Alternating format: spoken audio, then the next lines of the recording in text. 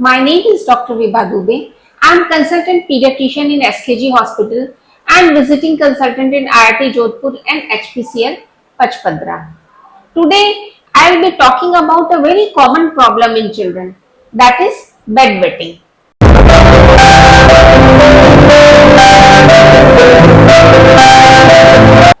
There is another medical name for bedwetting, that is enuresis. So, how do we define bedwetting or enuresis?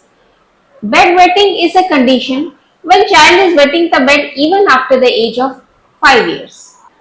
Primary is a condition when child has been never been dry, uh, and secondary enuresis is a condition when child was dry for up to 6 months and after that again he has started wetting the bed. It can again be divided into monosymptomatic and polysymptomatic.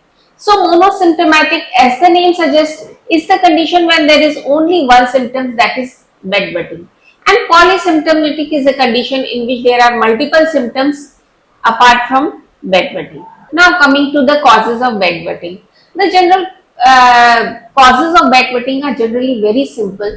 Sometimes the child has got very deep sleep and he is not awakened by sensation of full bladder. Sometimes the capacity of bladder is very small and sometimes there is increased formation of urine.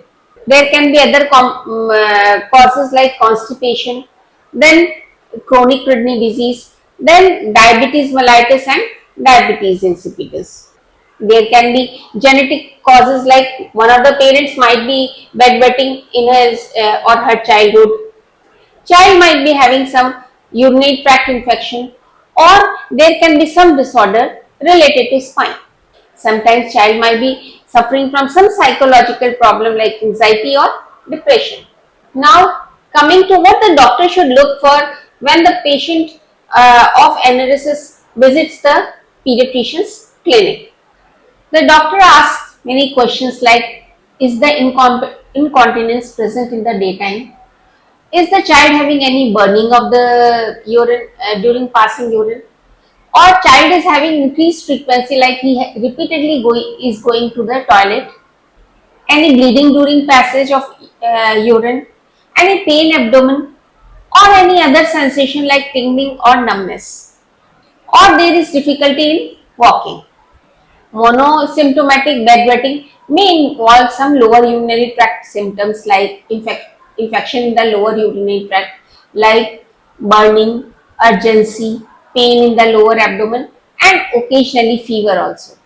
While visiting the pediatrician's chamber, child might be trying maneuvers to hold the urine, like sitting crisscross legged, walking on tiptoes. It is very important to find out if there is a history of bedwetting in any of the parents in childhood. It is important to check the IQ level of the child if the child is suffering from any mental retardation or anxiety or depression. Now coming to what are the complications of enuresis in the children. Possible complications from enuresis may involve embarrassment. The child feels very embarrassed when he finds out that he has peed in the bed in the night. And sometimes because of constant irritation in the perineal area, there he or she can develop skin rashes. Now coming to how to treat the enuresis. I will give some tip to the parents. If the child is having enuresis, what they can do so that the condition is managed at home only. You should not really worry till the child is 7 years of age, because between 5 to 7 years of the age, majority of the bedwetters they just become dry on their own. Never scold or shame the child when the child is bedwetting, and just keep a polythene under the bed sheet and change the bed sheet quietly if that happens in the night.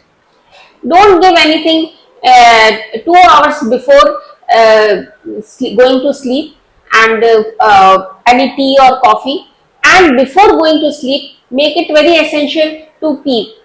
Keep caffeine out of child's diet, because caffeine stimulates urination. So what are the things that contain caffeine? Coffee of course, then black tea, then colas and dark. We have to train the bladder. There are many bladder training exercises which we can make our child do, and we can train the bladder to hold urine for a longer time. Effort, they should wake up the child in the middle of the night and make the child pee. Suppose child has gone to sleep around 11 or 10 o'clock, make him wake up at 2 o'clock and ask him to go to pee. So that really helps the child. One can always try bedwetting alarms. It rings when the child pees in the night. So the child, if he is conscious, they can simply stop peeing and go to toilet to pee the remaining urine. Reward the child if the child has not peed for several nights by giving some his favorite candy or books or anything. If nothing is working, kindly consult a pediatrician. Now what will be done by doctors if you go to pediatrician chamber? So pediatricians will take a detailed history and they find out if the bedwetting is primary or secondary. If it is secondary, they might work in association with certain other super specialists like neurologist, psychiatrist and neurologist. Very simple, but it is very important to treat the associated constipation.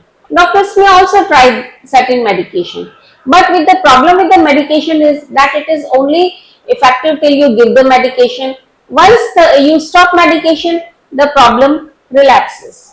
So I have told you everything I knew about bedwetting. I hope it is of help to you. If you think it is of help to you, kindly like, share or subscribe and don't forget to press the bell icon. Thank you.